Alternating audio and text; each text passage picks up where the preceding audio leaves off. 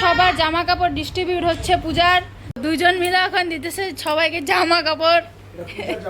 আমার মুখ দিবাবি এইটা আমার বাবাবি।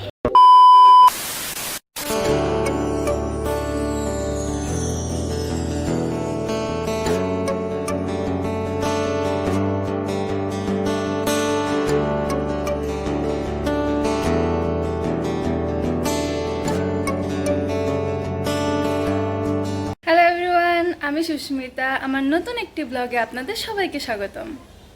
চলো আজকেও সকালবেলার খাবার খেয়ে নিচ্ছি, দুধ আর বিস্কুট। আর এই দেখো আমি তো মাত্র ঘুম থেকে উঠেছি, চোখ মুখের অবস্থা দেখো, চুল ঠুলে এখনো কিছুই আসেনি, পাগলের সকাল তো না, এখন বাজে বেলা 12টা। মা শাক টাক কেটে দিল, সব মশলা টশলা বেটে দিল। আজকে মাকে বলছে আমি রান্না করবো, বললে কি জল ফেলাই দেবো? আমি আমার বাড়ি থেকে ভাগবো। কই ভাগবা? নিশা একমিনির বাড়ি যাবা আর কই যাবা? তো তখন প্রি ওয়েডিং শুটে গেছে। ও যেন আজকে ভোর মানে 3:30টার দিকে এসেছে, মানে শুতে শুতে 4টা বেজেছে। মানে আসার কথা ছিল রাত 12টা 1টার দিকে, কিন্তু কালকে যেহেতু আমাদের এখানে বৃষ্টি হচ্ছিল, ও পাহাড়েও খুব বৃষ্টি হচ্ছিল, তাই সময় মতো দেখায়নি, মানে সময় মতো আসতে পারেনি। চলো তোমাদের সাথে তো বললামই রান্না ঠান্না করছি, চলো দেখাই। রান্না ঠান্না আমি করব, মানে মাকে আজকে বললাম রান্না আমি করব। অনেক দিন রান্না ঠান্না করি না, মা তো দেখোই রোজই রান্না করে। তো আজকে সিম্পল আমি বানাবো শাক আর মাছের ঝোল। চলো আমি এখন তো গল্প করছি, করতে করতে তোমাদের রান্নাটাও দেখিয়ে দিই। এই দেখো এখানে শাক বসিয়েছি, এটা হচ্ছে ডাঁটা শাক, নর্মাল কালো জিরা আর মানে কাঁচা লঙ্কা দিয়ে এটা বানাচ্ছি। চলো এটা হতে থাক।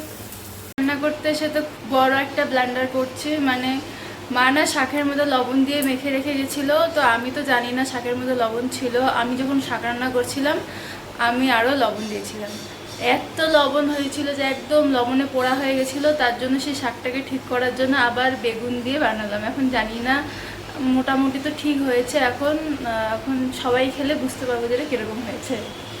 না করলে এর জন্য এরকমই হয়, মানে অনেক দিনই আমি কোনো রকম রান্না করি না, ওই বিকেলে টুকটাক খাওয়া দাওয়া করি, মানে একদম প্রপারভাবে রান্না করি না। চলো মাছের ঝোলটা তো বানাই, তারপরে দেখি ওটা কীরকম হয়। এখন ভাজবো মাছ, তার জন্য কড়াইয়ে তেলটা এখন গরম করব। আজকে হচ্ছে আমার ফেভারিট মাছ কাতলা মাছ। চলো মাছ ভাজা তো বসিয়ে দিলাম। চোখা দেখা যাচ্ছে না, লোকজন তোমাকে মিস করতেছে। হ্যাঁ টাটা। মাছের ঝোলটা এখন কষাতে দিয়েছি, আর এই দেখো এখানে ঝোলও দিয়ে দিয়েছি। দেখো আমার লাল লাল কাতলা মাছের ঝোল একদম তৈরি। দেখলেই তো রান্না টান্না করলাম, মানে আজকে আমি রান্না করলাম, রান্না টান্না শেষ হয়ে গেছে। এখন স্নান টান করে একদম ফ্রেশ ট্রেশ হবো, তারপরে লাঞ্চ করব। তো এসব করে নিই, তোমাদের সাথে একবারে দেখা হবে বিকেলে। এখনকার মতো টাটা, দেখা হচ্ছে পরে। তুহিনের সমস্ত বন্ধুরা মিলে আমাদের বিয়ের এই ফটোটা মানে আমাদের গিফট করেছিল। ঘরের মধ্যে না এটা জল পড়েছে, ওই সাইডটা হালকা জল পড়েছে, কিন্তু তুহিন দেখো রোদ্রে দিয়ে দিয়েছে, অনেকটাই ঠিক হয়ে গেছে। আর একদিন রোদ পেলে সবটাই ভালো হয়ে যাবে। আর এই যে আমাদের বাড়ির নয়নতারা, এই গাছটার ফুলটা তো ভীষণ বড়। আমাদের বাড়িতে খুব একটা গাছ নেই, এই দেখো এই কটা গাছই আছে, নিচেও আরও মানে গাছ আছে, ওগুলো মাটিতে লাগানো। আজকে দেখো ভালোই হাওয়া দিচ্ছিল বিকেলে, তাই আমি জামা কাপড় তুলতে আসবার জন্য একটু ঘুরছিলাম। আর এই আকাশটা দেখো আজকেও সুন্দর ছিল, কিন্তু সেই দিনের মতো যে পিঙ্ক আর অরেঞ্জ কালার ছিল আজকে সেই কালারটা নেই। কিন্তু মোবাইলে কেন জানি না সমস্ত কালার কেন ক্যাপচার করে না, কিন্তু আজকেও কিন্তু অনেক সুন্দর ছিল।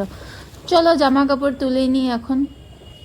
চলো এখনকার মতো বাই, মানে এখনকার মতো বাই না, ছাদের থেকে এখন নিচে যাবো, চাটা খাবো, তখন তোমাদের সাথে দেখা হচ্ছে। সন্ধ্যা হয়ে গেছে, আর রোজের মতনই আমি আর মা আজকেও খেয়ে নিলাম চা। চলো এখন হয়ে গেছে তৈরি, আমি যাব আমার বাড়িতে। মা আর বুনু আজকে একটু কেনাকাটা করতে যাবে, আজকে মাও যাবে, আজকে শুধু বুনু যাবে না, পূজার জামা কাপড়ই কিনতে যাবে। চলো যাই, মানে রাস্তায় চলো, দেখা হচ্ছে, টাটা। রোজ রোজ তো একই কুর্তি পরতে ভালো লাগে না, তাই আজকে হঠাৎই মন চলো, আজকে একটু জিন্স পরেছিলাম।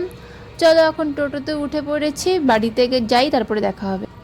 বাড়িতে এসে পড়েছি, আর এখানে দেখি মা বুনু প্রায় আধা আধি রেডি হয়ে গেছে।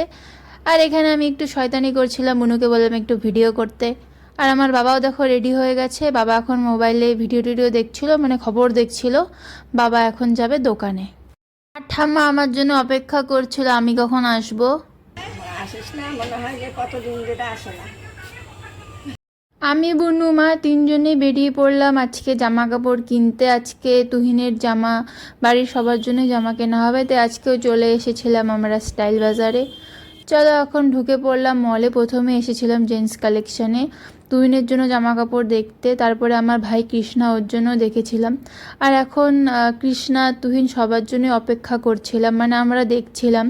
ওদের তো আগে না পরিয়ে, মানে কৃষ্ণারটা যেহেতু ট্রায়াল না করে নেব না, ওর সাইজটা সঠিক বোঝা মানে যাবে না, তাই হচ্ছে আমরা অপেক্ষা করছিলাম। আর এই দেখো কৃষ্ণা চলে এসেছে। এটা হলো কৃষ্ণার পুজোর ড্রেস, কেমন লাগলো জানিও। আর এখন আমরা এসে পড়েছিলাম ওমেন্স কালেকশনে। এখন বুনুর জন্য একটু জামা টামা দেখছিলাম, দেখি পছন্দ হয় কি না। একটা জামা পছন্দ হয়েও ছিল, কিন্তু পরে যখন বুনু সেটা ট্রায়াল দেয় ওটা না খুব একটা ভালো লাগেনি, তাই আমরা এখান থেকে আর নেইনি। তারপর তুহিন এসে পড়েছিল, ওর জন্য নিয়ে নিয়েছিলাম। আমরা বেরিয়ে পড়লাম স্টাইল বাজার থেকে। এরপর চলে এসেছিলাম অন্য একটি দোকানে। এখান থেকে বুনুর জামা নিয়েছিলাম, সেটা এখন আর দেখাচ্ছি না, পরে দেখাবো। জামাটা কিনে আমরা একটু ফুচকা খাচ্ছিলাম, তারপরে বাড়ি চলে এসেছিলাম। তারপরে এই দেখো আমি আমার বাবিকে কোলে নিয়ে আদর করছি। আর এই দেখো এই সমস্ত কিছু হচ্ছে কিনে আনা হয়েছে, বাকি ওই ঘরেও আছে। আমাদের সবার জামা কাপড় ডিস্ট্রিবিউট হচ্ছে পূজার। না, গদনর জামা গদনর হাতে তুলে দাও। এই যে এটা গদনর জামা, চলে যাও। এই নে তোর জামা কাপড়, দুর্গাপূজার জামা। এইটা আমার মুগ্গি বাবি, এইটা আমার বাবা বাবি, এইটা আমার মুগ্গি, দুইটা বাবি আমার। আর এর মধ্যে বাবাও চলে আসলো দোকান থেকে। বাবা তো ভেবেছিল যে আমি চলে গেছি, কিন্তু না, তারপর বাবা বললে আমি যাইনি। তারপর দেখো তুহিনও চলে এসেছিল আমাকে নিতে। তারপরে সবাই মিলে একটু বসে বসে আমরা সবাই গল্প করছিলাম। আর এই দেখো আমার বাবিটা প্রতিদিনের মতন আজকেও ফ্রিজের উপরে ঘুমিয়ে পড়েছে। দুজন মিলে এখন দিতেছে সবাইকে জামা কাপড়। আমি বলছি, মা বাবার কেউ রাজি হয়নি, আমি দেখানোর জন্য বললাম, কেউ নেগেটিভ মাইন্ডে নিও না। চলো আজকে তো সারাদিন ভালোই মজা করলাম, আবার দেখা হবে আগামীকাল। গুড নাইট সবাইকে, টাটা বাই বাই।